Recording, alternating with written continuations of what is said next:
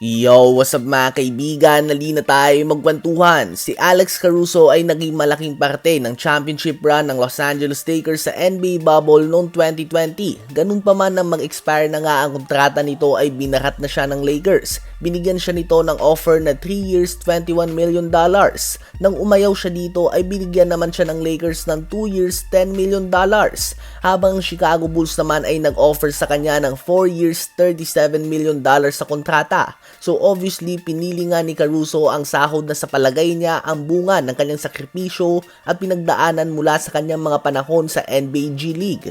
At ang isang malaking dahilan kung bakit hindi magawa ng Lakers na tapatan ang offer ng Chicago Bulls sa kanya ay dahil binigyan ng Lakers si Talen Horton-Tucker ng 3 years $30 million contract. So basically ay mas pinili nga nila itong bayaran kaysa kay Caruso. Well, ngayon si THT ay hindi nag-develop bagkus tumaba ito at wala na nga sa matinong basketball shape at naglalaro lamang tuwing garbage time para sa Chicago Bulls.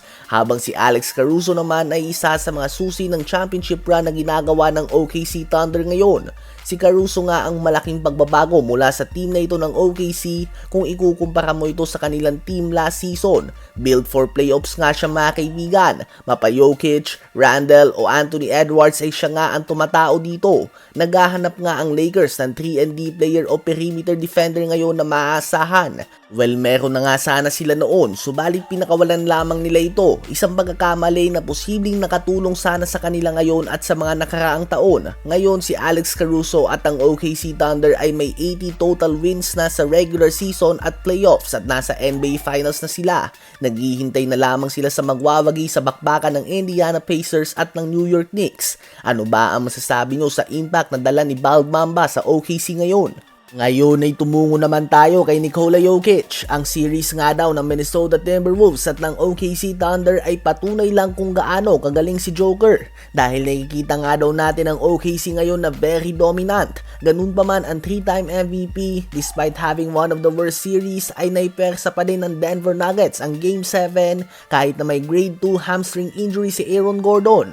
Shoulder injury si Michael Porter Jr. na kailangan ng surgery and 2 broken bones sa kanyang kamay si Russell Westbrook. Habang patay sindi pa ang performance si Jamal Murray at may bago silang head coach na literal naging coach lamang ng Denver Nuggets 3 games bago matapos ang regular season.